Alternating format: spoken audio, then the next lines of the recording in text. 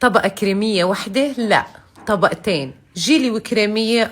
رح نعملها بطريقة بتشهي القلب. يا جماعة هالوصفة لازم تكون ترند الصيف قد ما هي طيبة ومنعشة وبتشهي القلب.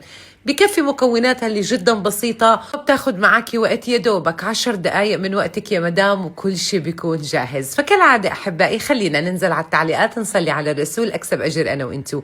بتمنى فضلا ليس أمرا تضغطوا لايك لو أنتم عم تحضروا بالفيديو، بكون كتير ممنونة لإلكم. خدوا الفيديو مشاركة على صفحاتكم، أي وقت حبيتوا تطبقوا هالوصفة بيكون هالفيديو مرجع لإلكم، ونقول بسم الله ونبدأ.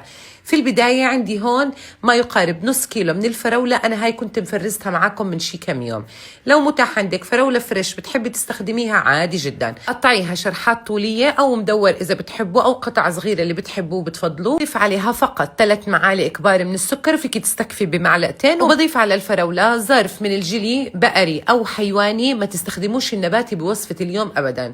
بحركهم مع بعض وبتركهم بدرجة حرارة الغرفة شي تلت ساعة وبرجع لهم. بهذا الوقت رح نبدأ نحضر للطبقة الثانية. عندي هون 3 أكواب من الحليب بدرجة حرارة الغرفة، ضفت لهم 3 معالق من السكر و3 معالق كبار من النشا. بدمج مكوناتي مع بعض على البارد. بعد هيك مع استمرار التحريك رفعت الطنجرة على النار. أول ما اشتد معي القوام وتماسك ضفت معلقة صغيرة من الفانيلا. ضيفها بطبق وبغطي وجهها بأي كيس لحتى بس ما ينشف معي وجهها، وبتركها بدرجة حرارة الغرفة أو نص ساعة لتبرد معي شوي. وبهذا الوقت حبدأ أحضر لطبقة البسكوت. عندي هون بسكوت بنكهة الشوكولاتة، بخلطه شوي بالخلاط. بعد هيك بضيف له معلقة كبيرة من الزبدة المذابة. هلا لو مش متوفر عندك بسكوت على الشوكولاتة، فيكي أكيد تستخدمي بسكوت الفانيلا، وممكن بسكوت الفانيلا تخلطيه وتضيفي عليه معلقة كبيرة من الكاكاو المر الخام، بصير معك بسكوت على الشوكولاتة ولا أروع من هيك.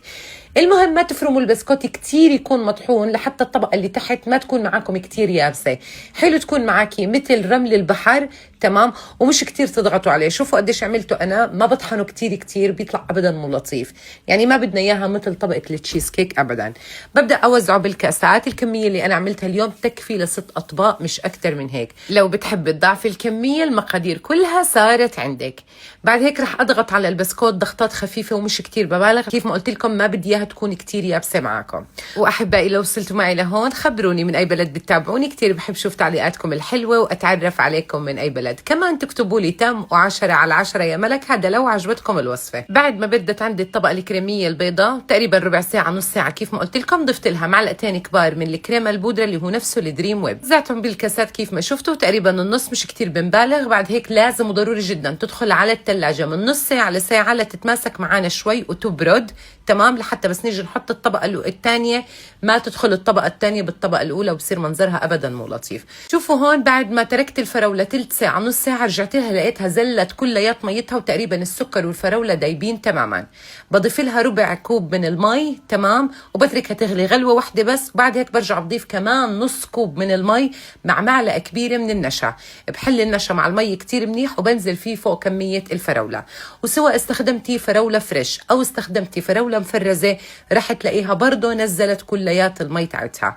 بغليها غلوتين مع النشا، وأيضا بتركها تبرد معانا تماما قبل ما أحطها على الطبقة الأولى. ما قلت لكم لازم الطبقتين لما بدك تضيفيهم على بعض يكونوا التنين معاكي باردين، عشان هيك من البداية قلت لك استخدمي جيلي حيواني أو بقري لحتى ما يجمد معاكم بدرجة حرارة الغرفة. طبعا معلقة النشا وكمية الجيلي اللي حطيناها رح تعمل معاكي الطبقة كريمية، هي مش رح تتماسك مثل الجيلي أبدا. بوزع صوص الفراولة، بعد هيك بدخلها على الثلاجة على الأقل ساعتين وبقدمها. يا جماعة بتشهي وكتير ضروري إنكم تجربوها. شوفوا الجيلي قديش كريمي، فما بالكم لما تتذوقوه، عن جد بشهي. أحبائي ألف صحة وعافية مقدما، دمتم بألف خير، بشوفكم على خير وباي باي.